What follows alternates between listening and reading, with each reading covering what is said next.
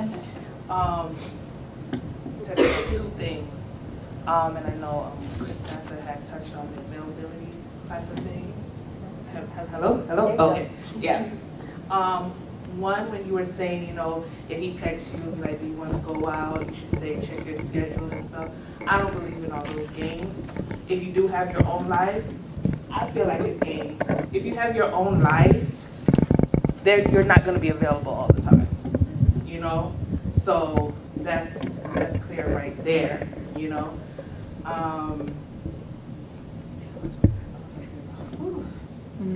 Okay, yeah, you're not going to be available all the time. So all the, if you're really not doing anything, I don't see anything wrong with saying, hey, yeah, let's go out or whatnot. But to go back to what we were talking about before, one of the red flags is he can't keep a job. And my ex, he just couldn't keep a job. And I was just like, okay, what's going on? And I noticed it has more to do with, okay, you can't, it's commitment is one of them. He can't be committed to a job. Like, it's always something wrong. Oh, my boss, he said something to me. Oh, I'm gonna leave that job. Those are red flags, like why he can't keep a job for a long period of time. I'm sorry, the mic keeps going in and out. It's not me. Thank you, right here. All right, talk right here. Okay. But yeah, so that is a red flag. If he can't keep a job, he's going from one thing to the other. 1 minute he's doing one thing, and then the other he's doing another thing, and it's just like, okay, what do you want to do with your life? I don't know what I want to do with my life. Those, yeah, instability, like that's some of the signs that, you have to be like, okay, what's really going on now? So, yeah, that's it.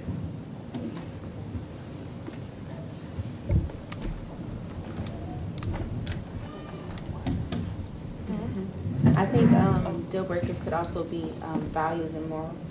I think sometimes it's hard to, and above that, the umbrella of Christ. I think we can bypass a lot of those things and a lot of those other deal breakers if we can ensure that our significant other has a relationship with God. Not just saying that I know God and that I'm saved, but you can see the fruit of them actually having a relationship with Christ. I think that you can bypass them not being committed or being angry or these, or not necessarily being angry, but the way that they act when they're angry. I think a lot of those things could be bypassed if we ensure that they do have a relationship with God. And I know a lot of people make it in relationships without God on the face of being a good person, or I have a good heart, or I can keep a job, or I can do these things. But I think ultimately, in order to have any lasting relationships, and especially because I think relationships are tested, whether they're marriages, whether they're friendships, and if you don't have that common force to say, although things seem like they're hell right now, we believe in this and we're here for this goal and we're here for this mission, then I think that it's important that we do have Christ. Or for me, in my opinion, a deal breaker for me would be someone who isn't saved. And I believe that even, to piggyback on that, even beyond that, you don't necessarily have to be saved and unsaved to be unequally yoked. Y'all both can be saved and just have different beliefs, and that it's just not going to work. You know what I'm saying? Like, one of you, people have their own beliefs. Somebody believe in drinking, somebody don't. Like, you know what I'm saying? Like, for one person, that might be a deal breaker. For another person, that might not. How we pay our tithes and offerings, how you know what I'm saying? These are things that when you get down to, somebody else had it another way, but for me, it's dating then courtship, because courtship is a little more potent in a relationship process to me. But when you get down to that level, these are things that you have to find out. What church are we going to? What kind of church do you go to? You know what I'm saying? You might say you believe in God, but you Catholic. You know what I'm saying, or something like I'm not finna go over there. Like that's it's just not finna happen. So you being unequally yoked doesn't necessarily have to be saved and unsaved. Both of y'all can be saved and be unequally yoked, and that's a deal breaker for real. I agree with everything you said, Stephen, and I just want to add that something I'm very mindful of now is the beliefs, and asking a man, what is your belief concerning? Because I would assume a young man who's saved like me is abstinent, he doesn't want to have sex till marriage. I can assume that. But when I'm having a conversation, what is your beliefs concerning sex? Well, you know what I'm saying, if I like what you look like, stuff happens. I'm like, wait, we don't have the same belief. We all fall short. God knows my heart. And it's like, wait. What I'm saying is, what is your belief? Not what could happen. What is your belief? That's two different questions. So I think it's really important to ask, what is your belief? What is your belief concerning money? I know couples who got into marriage, and then it was like, oh, you take care of yourself, I take care of myself. But it wasn't that conversation, because it was like, well, I assume he's a believer, he knows that I'm his wife, everything is one. No, he didn't have that belief. So it now causes this big problem, but you're already married, and it's just a strain. So I think it's important to never assume, always ask. If you want to know something, ask. You'll be surprised at things people tell you, because sometimes we assume, really, you're like, oh no, he's like this, I don't think he'll ever do that, I don't think he's into this. You have to ask. You have to ask. So I would say your beliefs are really, really important concerning different things, because we all grew up differently. Beliefs are like major. And also, for me, this could be wrong, but I think sometimes the way you do a lot of things is the way you do everything. I don't know if that's fair, but that's what I believe a lot of the time. So I dated a guy who was indecisive about college. He would start and stop, go to different, and then I said, I don't think we should move forward. And he said, why? I said, because the way that you keep changing your mind and quitting, I think you're going to change your mind and quit me. So I'm going to walk away. I'm not going to let you make the call. And because I was nervous. One day you're feeling like this, and next week you're like, I don't know. And I said, let me make this easy. I'm going to walk away. Because can you imagine marrying somebody who changed their mind every week if they still want to be with you? It's like, there's no security. And security isn't just money. It's feeling safe emotionally. So it's important to just ask the questions and to pay attention and watch. Yes. I agree.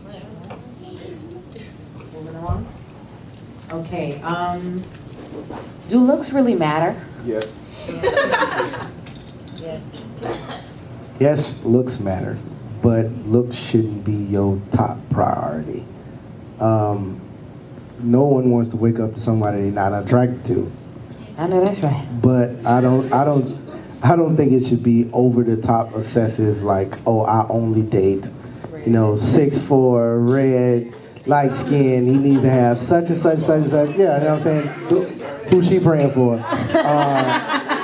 I don't. I'm open-minded now. Okay. I don't think that should be the top of the list. You know what I'm saying? It should be like some of the beliefs, morals, those things. But if you're attracted to somebody, you know what I'm saying? Like, oh, this nice looking person or whatever. I wouldn't say like, no, you need to take, Jerome or, any hubble bubble that walks in off the street just because, I need to give them a try. If you're not attracted to somebody, you're not attracted to them.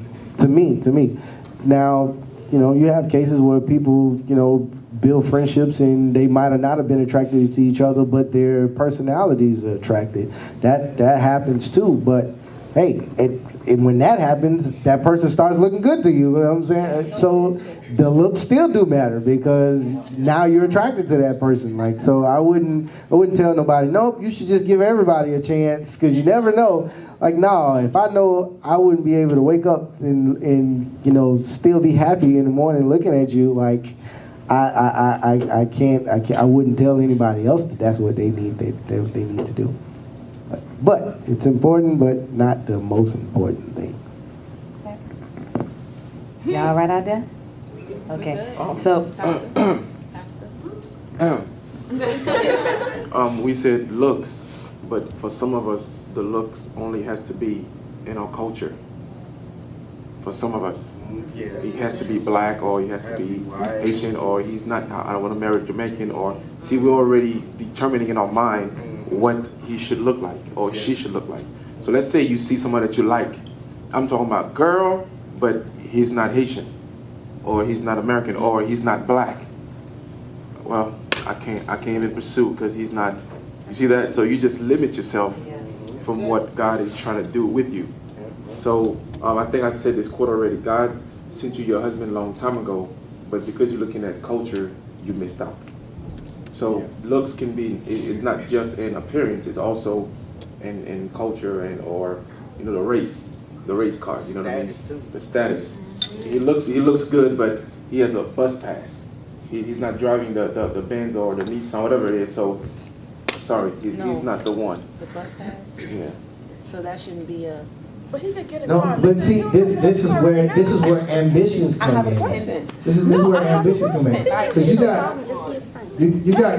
guys, and, you know, it's sad. You got guys that have dreams of doing stuff. They have a vision. They might be going to school. They might be working to save up enough money to buy their own equipment to go in business for themselves, and they might not have it all. You know what I'm saying? This is how you got to get to know somebody. Like she was saying, what do you say, your belief to?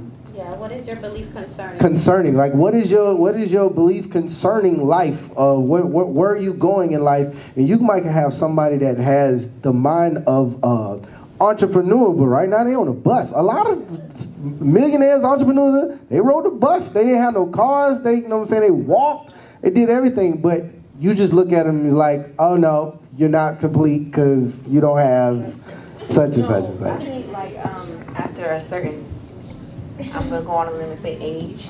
Let him hold the mic for you. 40. She ain't Miss Cherry. After a certain, and it's just me. Maybe I need to go back into the prayer closet and ask the Lord.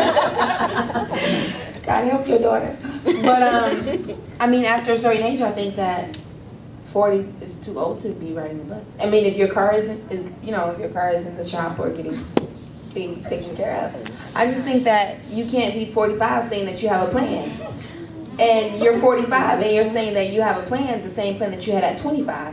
Where are we See, going? that's a red flag to say no. Yeah. But what if he was 40? What if he was 45 and you talk to him whatever? Well, you say, well, I have my own business. I tried such and such and such. Right. It failed or whatever. Right now in the stage I'm in, hey, I got to do what I got to do. I got to catch the bus. I'm looking forward to doing such and such and such and such and such and such and such. He has a different mindset. Then you want to hear my mixtape? You know what I'm saying?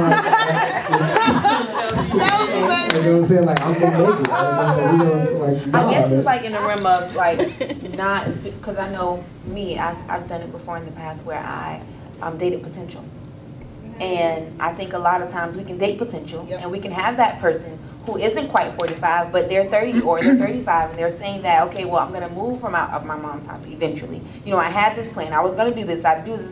I know plenty of people that have genius minds, so they don't have the actions to go forth with what they think and what they believe. So here they are, 35, 45 on the bus, and I don't think that. I believe it's okay to like and date potential, but you don't marry potential. Like that man needs to be walking in purpose in his life. Like you say, still got the same plan from when he was 20, ain't really doing nothing or whatever. He's not walking in purpose in his life. But that goes back to, you know, the timeline. You might have potential, I see it. You know, I give you a try, a chance, you know what I'm saying? You approach me or whatever. I got to know you or whatever. In a month or two, I should be able to had enough conversations with you, or we went out or whatever to know that, hey, is your mindset looking toward the future for real and working toward it, or are you selling a hoop dream? Now, I'm going to say something. This is not a question, but being that we're talking about vision and a man being 45 still catching a bus, I'm going to say something and I want you to run with it. A man with no vision, I can't submit to him or commit under him or however. Go ahead and run with that. True. How can you help him if he don't know what he's doing or where he's going? He needs to have a vision. It needs to be written down. I got my vision written down, detailed. I know what I want to do with my life. I know what I want to do with my business. I know what I want for my family. I know I have prayers in here for my vision. He needs to be detailed. He needs to know what he's going. He didn't got to be, you know what I'm saying? Me, I'm very detailed. But he needs to know what he's doing, where he's going in life. He needs to have a vision. If he don't have a vision, that like I was saying, Adam was working. Adam had an assignment. Go name the animals and go, I give you an assignment to go do in the garden. He had a vision of what he going. He needed to help me. She might ain't have to come out there and milk no cows, but it could have been it could have been just the moral support that, baby, you can do this or whatever. But he had a vision of what he's going to do. If he don't got no vision, how can you help him? And eventually what's going to happen is you're going to get frustrated because you need something to help. Just like men need something to conquer, you need something to help. And being a help me. And all the ladies say, yes. Being a help me doesn't mean that you give up all your dreams and ambitions and you just now have to work under whatever he does. It's your support of how you build him up as a king is what you're doing as a help me. But if he ain't got nothing to help, what you gonna help? That's good. The thing I wanted to say was, you said, how can you submit to a man like that? First of all, part of that is your fault. Because you should have never married not knowing the vision. So now that you're already married and now you're asking for the vision, whatever you get is what you get. Now, to piggyback on what he was saying, I have said my vision and dreams to my wife so many times. One day or 1 month, I was so down because some of the things that I was trying to do was not happening. I came home one day and everything I have said to her, she have written it down on a piece of paper and just put it on the wall. And I came home and I saw everything that I ever said to her. It was right there. So now she said, every morning when you wake up, this is the vision. She knew it. And every day I look at it and it says all these things, meaning she not only know it, but she believes in me to perform it, and she's going to help me to perform it. Now, when we said she's going to help me, she also have a vision. As a man, you have to accomplish your vision and make sure her vision is also accomplished. Because you don't want her to be 40 and all she's been doing is helping you. She's going to be bitter. So I tell her all the time, you see the quilt you're doing? We need to put that on a business and start selling that. Because you can't just be wasting, I just like to quilt. Okay, I like money. You see what I'm saying? So I'm going to help her. She like the same. I'm going to watch the kids today and you go and do what you have to do because you've been helping me. You've been watching the kids when I go and speak, when I go and do different things. Because sometimes men get caught up, you're supposed to help me. Wow. Well, I've helped you for all these years. Can you help me now? Come on. You see that? Amen. So it goes back and forth. But the whole mandate was for you to help me so I can establish the covering and now I could help you. But the thing is, you've been wanting me to help you, but no one is helping each other. That's good. Let me stop. That's good. I think today I need to pass the offering plate today. I think so.